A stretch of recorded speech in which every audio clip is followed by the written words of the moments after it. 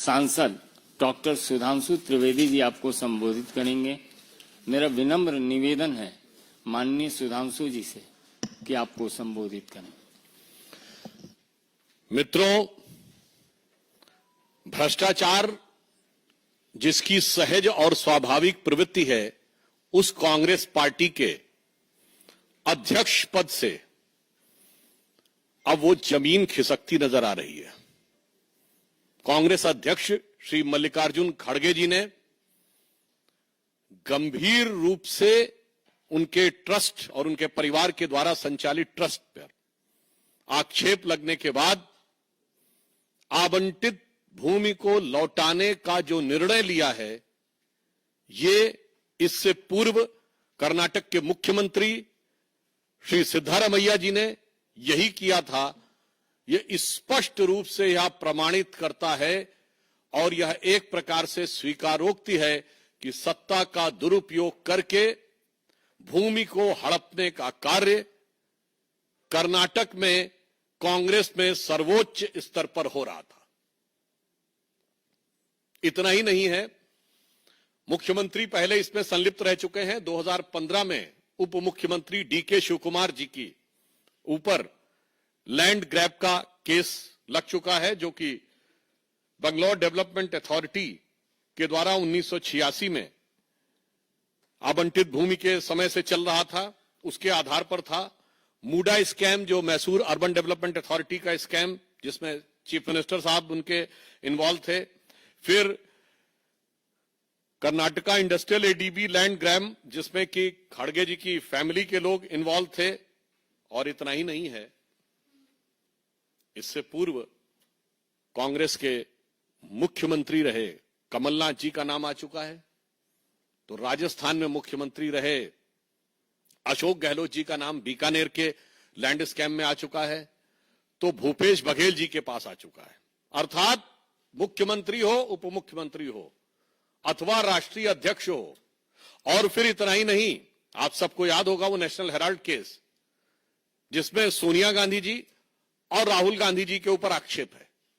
और यह भी याद करिएगा कि वो केस हमारे जमाने में नहीं शुरू हुआ। अक्टूबर 2013 में दिल्ली हाई कोर्ट के निर्देश पर वो केस दर्ज किया गया था। इससे बहुत साफ हो जाता है कि कांग्रेस में सारा शीर्ष नेतृत्व, किसी भी राज्य का मुख्यमंत्री हो, कोई भी उप मुख्यमंत्री हो, उनके पूर्व राष्ट्रीय अध्यक्ष हों, वर्तमान राष्ट्रीय अध्यक्ष हों, और चिरयुवा नेता हों या बुजुर्ग नेता हों, सब एक दृष्टि में समान है कि गरीब की भूमि कैसे हड़पनी है। सब भ्रष्टाचार में, भूमि हड़पने के आंदोलन में बहुत समान रूप से संलिप्त हैं। कभी कभी मुझे लगता है कि एक वो कांग्रेस पार्टी थी जो महात्मा गांधी के आदर्शों से प्रेरित थी और आचार्य विनोबा भावे जी ने भूदान आंदोलन चलाया था। आज राहुल गांधी जी और सोनिया गांधी जी के विचारों से प्रेरित एक कांग्रेस पार्टी है जो भू हड़प आंदोलन चला रही है। तो यह कांग्रेस का नैतिक पतन है, भूदान से लेके भू हड़प तक।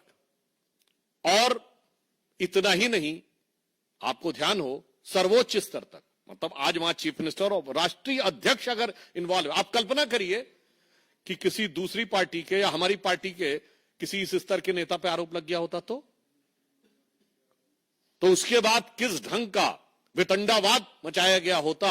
और आज जिस प्रकार की चुप्पी कांग्रेस पार्टी ने और इंडी गठबंधन के सारे दलों ने साध रखी है, उसके ऊपर हमारा उनसे सीधा सवाल है।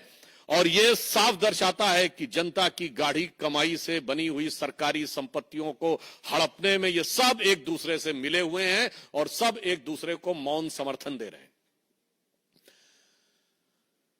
नेशनल हेराल्ड केस में आप सबको याद होगा, कभी आपने सुना है कि कोई ऐसी कंपनी जिसमें सैकड़ों करोड़ की, मतलब 2000 से लेकर 3000 करोड़ तक की संपत्ति हो और वो 90 करोड़ की देनदारी में बिक जाए? और वो भी जबकि 3 अखबार उसके थे। आप सब पत्रकार हैं, मैं कहना चाहता हूं 3 अखबार, नेशनल हेराल्ड, हिंदी में नवजीवन और उर्दू में कौमी आवाज। 10 साल इनकी सरकार रही, ज्यादा नहीं, केवल 1-1 करोड़ का विज्ञापन देते रहते तीनों अखबारों को, तो 10 साल में कर्जा उतर जाता 90 करोड़ का। राजीव गांधी फाउंडेशन को 150 करोड़ मिल सकते थे, मगर इनके अनुसार स्वतंत्रता आंदोलन का संचालन करने वाले नेशनल हेराल्ड की सोसाइटी को सरकारी विज्ञापन और सरकारी अनुदान नहीं मिल सकता था, वो 90 करोड़ में बिकना था। तो जो प्रवृत्ति राहुल जी और सोनिया जी में दिख रही थी, वही मल्लिकार्जुन खड़गे जी में दिख रही है, वही सिद्धारमैया जी में दिख रही है, वही डीके शिव कुमार जी में दिख रही है। और इस विषय के ऊपर हमारे कर्नाटक की तरफ से भी ये विषय कई बार उठाया गया और ये मामला इतना आसान नहीं है। हमारे मेंबर ऑफ पार्लियामेंट लहर सिंह सुरैया जी ने इस विषय को टेकअप भी किया हुआ है और वहां पर सीएजी ने जो अपनी रिपोर्ट में पॉइंट आउट किया 2017 से, उसमें लिखा है to ask the committee to fix the responsibility for violating the guidelines of the court order and suggest the appropriate course of action against the defaulting officials for the deletion of the land under category A. इसका अर्थ क्या हुआ कि यदि आज Congress party के नेता सिद्धारमैया जी हों या खड़गे जी हों, वो जमीन वापस कर रहे हैं तो कोई जमीर नहीं जागा है जो जमीन वापस कर रहे हैं। अदालत की कार्रवाई से में होने वाली जलालत से बचने के लिए वो जमीन वापस कर रहे हैं। और मैं राहुल गांधी जी से पूछना चाहता हूं कि आप तो कहते थे कि आपकी मोहब्बत की दुकान है, ऐसा प्रतीत होता है कि ये मोहब्बत की दुकान तो किसी भूमाफिया प्रॉपर्टी डीलर की दुकान नजर आ रही है, जहां दूसरों की प्रॉपर्टी हड़पी जाती है, जनता की प्रॉपर्टी हड़पी जाती है और उसके बाद उसको अपने चहेते लोगों को अनुदान दे दिया जाता है। तो मेरा राहुल गांधी जी से साफ सवाल है कि आपकी मोहब्बत की दुकान ये इलीगल प्रॉपर्टी डीलर की दुकान में कैसे तब्दील हो गई मेरे भाई? अभी तक तो उसमें नफरती सामान मिलते थे, जहर बुझे सामान मिलते थे, अब ये इलीगल प्रॉपर्टी की दुकान भी हो गई। इसलिए हमारा साफ मानना है कि कांग्रेस पार्टी आकंठ भ्रष्टाचार में डूबी है और जमीनों के घोटाले में कुछ ऐसी कांग्रेस को जमीन से लगाव है कि जहां जहां सत्ता में आती है, हरियाणा हो, राजस्थान हो, छत्तीसगढ़ हो, कर्नाटक हो, जमीन के साथ इनका विवाद जरूर जुड़ जाता है। और जिस स्तर तक इनके सभी नेता इसमें आरोपित हैं, तो कोई ये नहीं कह सकता कि ये कोई आइसोलेटेड सिंगल केस है, जिसे एक कहते हैं ना कि एक हो तो समझाइए आके कुपही में यहां भांग पड़ी है, यानी एक कोई हो तो समझाइए, यहां ऐसा लगता कुएं में भांग पड़ी है, या ये 99 के नशे में बहुत मदहोशी थी ना कांग्रेस की, तो ऐसा लगता है कि जमीन को देखकर तो उनको ऐसा लगता है कि जिसको देखो वही आज मदहोश है, आज तो मैं दीवाना गजब ढा गया। तो जब से वो दीवाने बने हैं जो जोश के साथ 99 के खुमार के साथ, तब से वो गजब ढा रहे हैं और जनता पे कितना गजब और कहर ढाया जा रहा है वो हमारा साफ है। इसलिए हम कांग्रेस से सवाल कहना चाहते हैं कि आप बताइए कि नैतिकता के आधार पे जिन लोगों ने जमीन वापस कर दी, क्या उन्हें इस्तीफा नहीं देना चाहिए? जब आपने स्वीकार कर लिया कि यह जमीन गलत आवंटित थी और वह भी सीएजी की रिपोर्ट और कई कोर्ट की प्रक्रियाओं के शुरू होने के बाद, राज्यपाल के द्वारा परमिशन मिलने के बाद, तो कांग्रेस अध्यक्ष, कांग्रेस के मुख्यमंत्री और राहुल जी और सोनिया जी से मैं पूछना चाहता हूं कि सिर्फ जमीन वापस करने से काम नहीं चलेगा। ये बताइए कि अगर जमीन वापसी की है तो क्या नैतिक आधार पर आपको इस्तीफा नहीं देना चाहिए? धन्यवाद। प्रज्ञा,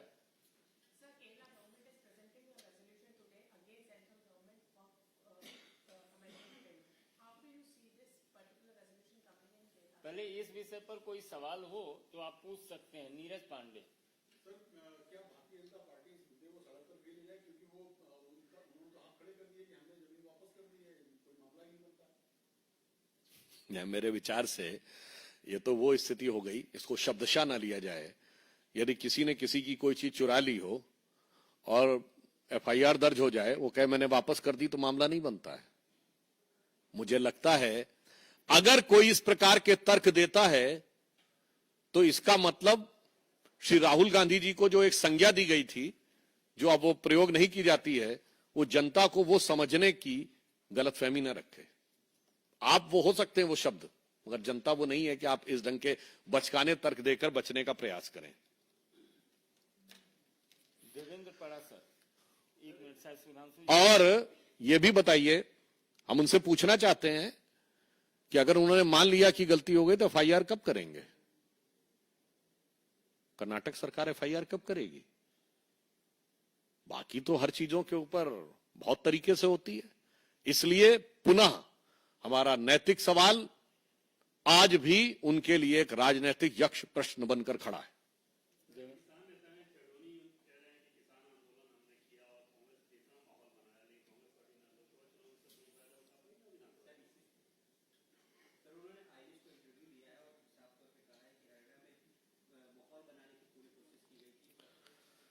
देखिए, ये जो चंदूनी जी का वक्तव्य आया है, इसने फिर कांग्रेस की जमीन के अंदर क्या छुपा हुआ था वो उजागर कर दिया है। स्पष्ट रूप से वो कह रहे हैं कि हमने कांग्रेस के पक्ष में किसान आंदोलन खड़ा करके माहौल बनाया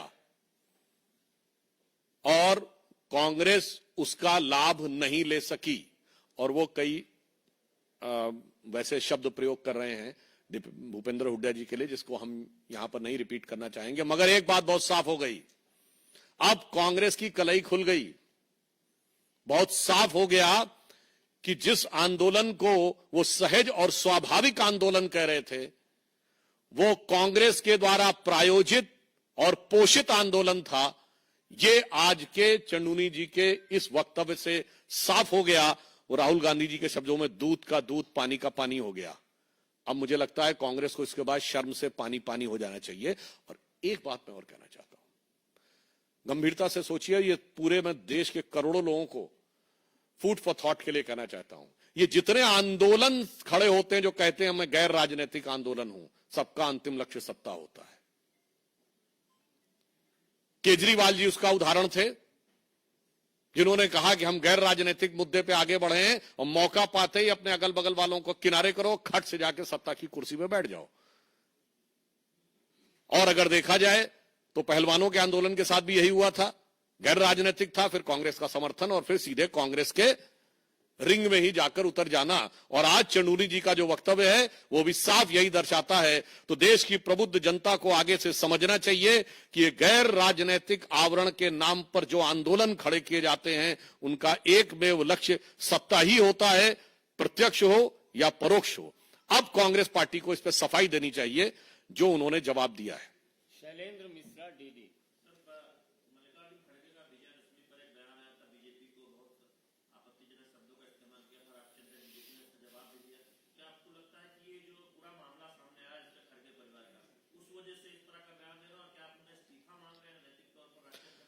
मुझे लगता है कि अगर वो कांग्रेस पार्टी ये कहती है कि वो 138 साल पुरानी कांग्रेस पार्टी है, मैंने पुनः कहा, जो ये कहती है वो गांधी के आदर्शों पर चलती थी, जिस पार्टी के में कभी विनोबा भावे जी ने भूदान आंदोलन चलाया था, अब ये भू हड़प आंदोलन चला रहे हैं, इसके बाद भी ये इस्तीफा नहीं देंगे।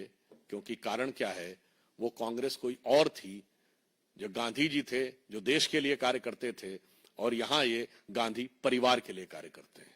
तो जमीन आसमान का अंतर है, समाज के लिए कार्य करना और परिवार के लिए कार्य करना। और ये तो वही है भाई, कोई नई बात थोड़ी है। किस किस का इस्तीफा लोगे? ये हरियाणा में असंध के विधायक प्रत्याशी शमशेर जी क्या बोले थे, सत्ता आएगी तो पहले अपना घर भरेंगे, फिर रिश्तेदारों का घर भरेंगे। तो जो सोच कांग्रेस के सर्वोच्च परिवार में थी कि उन्होंने कहा अपने दामाद जी का घर भरेंगे, तो वही अपने बेटे और दामाद जी के लिए खड़गे जी में है, तो वही सिद्धारमैया जी में है, तो वही उनके विधायक की भावना में। तभी मैंने कहा जिसको देखो वही आज मदहोश है। आमोद राय, टीवी 9।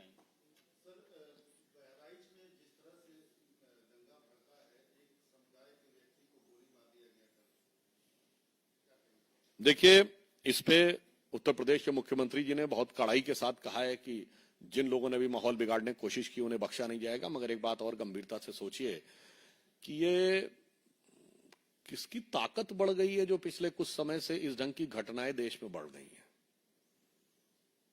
ये मैं देश के विचार के लिए सोचता हूं। जो लोग कहते थे ना कि पिछले कुछ महीने से कुछ ताकत बढ़ गई, कुछ शक्तियों की, ये कौन सी शक्तियां थी जिनकी ताकत बढ़ी है? ये कौन सी शक्तियां हैं जो भारत को कमजोर करना चाहती हैं? आर्थिक आधार पर भी, सामाजिक आधार पर भी, सांस्कृतिक आधार पर भी, ये सब कहीं ना कहीं उन्हीं शक्तियों के टूल बने हुए हैं जो ये घटनाएं हैं। और फिर मैं दर्शकों से कह रहा हूं, मैं सारे देश से अब विचार करने के लिए कह रहा हूं कि पिछले 4 महीने में ऐसी घटनाएं क्यों हो रही हैं। कहीं कोई ईमेल आ जाता है कि ऐसा कुछ होने वाला है, कहीं पर रेल की पटरियों के ऊपर कुछ हो रहा है, कहीं पथराव हो रहा है। इनको अलग अलग घटनाओं के रूप में मत देखिए, इन्हें समेकित रूप में, इंटीग्रेटेड फॉर्म में देखिए, तो भारत के खिलाफ होने वाले षड्यंत्र को आप बेहतर समझ सकेंगे। प्रज्ञा, एक मिनट सर, एक minute.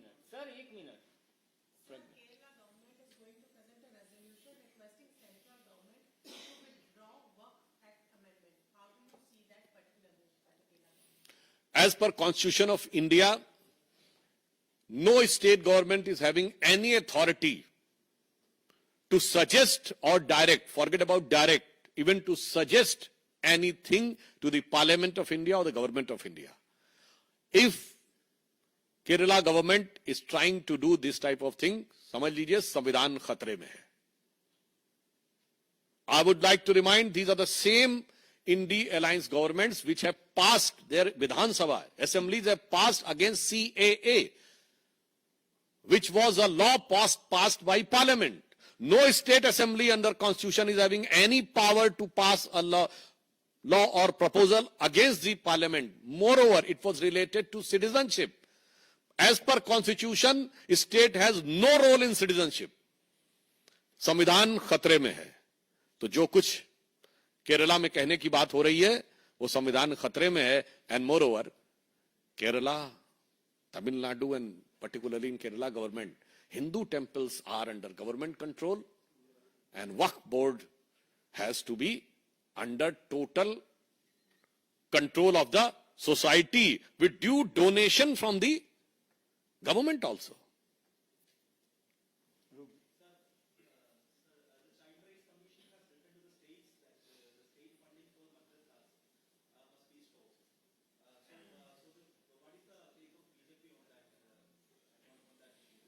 In this context, our state governments will take an appropriate action in accordance with the law and the direction given.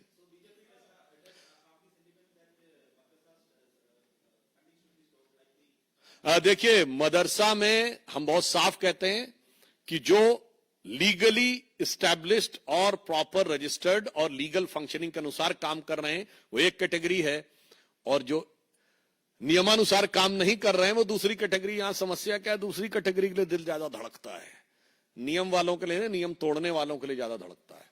Yatindra Sharma, TV 18।